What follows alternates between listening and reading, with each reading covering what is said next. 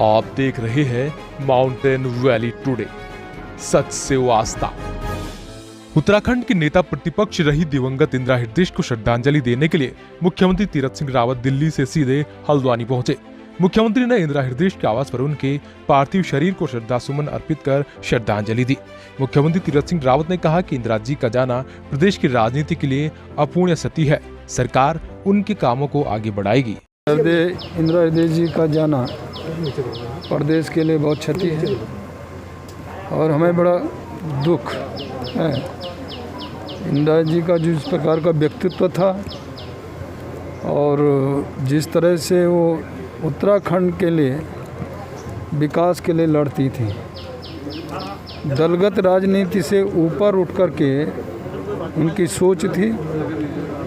उत्तर प्रदेश के अंदर जब वो सदन में थे, विधान परिषद के अंदर, तो मुझे भी सौभाग्य उनके साथ में रहने का मिला और वहाँ वो हमारा हौसला बुलंद करती थी।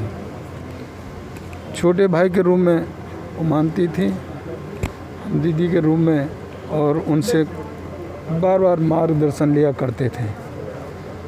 और वो उत्तराखंड नहीं, उत्तर प्रदेश के अंदर बल्कि दिल्ली की राजनीति में भी एक स्थान रखती थी।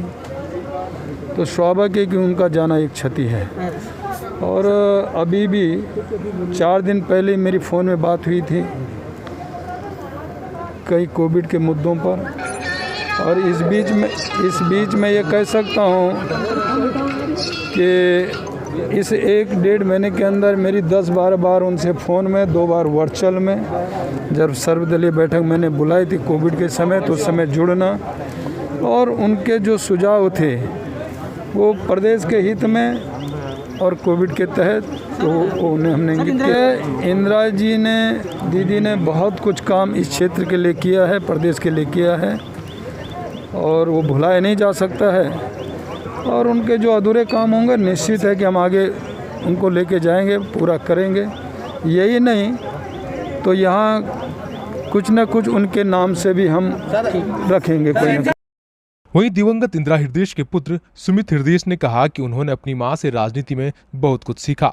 उन्होंने कभी भी किसी दल के व्यक्ति का विरोध नहीं किया। हमें उनकी कार्यशैली से सीख लेनी चाहिए। उनके सपनों को पूरा करने के लिए हमेशा प्रयासरत रहेंगे। इच्छाएं तो उनकी यही थी कि लोगों के लिए कैसे दिन रात मेहनत करी जाए।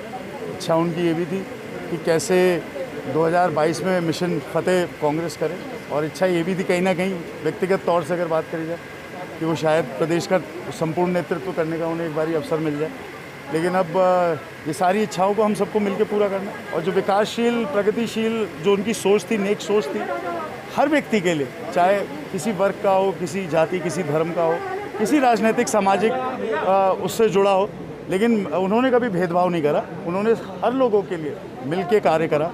तो बस यही हमें सामूहिक तौर से इस प्रदेश में करना है, आगे बढ़ाना है। ये तो कई सारे सपने, ISBT नहीं रह पाया, उनके जीते जी वो स्टेडियम में मैच नहीं हो पाया जो इतना भव्य उन्होंने स्टेडियम बनाया था, और बहुत सारे कार्य थे जो नहीं हो पाए। लेकिन अब आगे की जो पीढ़ियां हैं, जो राजनीतिक सामाजिक संगठन है, उनको उनका दायित्व लेना पड़ेगा और सामूहिक तौर से एक प्रयास करना पड़ेगा। इस मौके पर मुख्यमंत्री तीरथ सिंह रावत के साथ सांसद अजय भट्ट, कैबिनेट मंत्री बंशीधर भगत, रेखा आर्य, कांग्रेस के पूर्व प्रदेश अध्यक्ष किशोर उपाध्याय समेत अन्य नेता मौजूद रहे।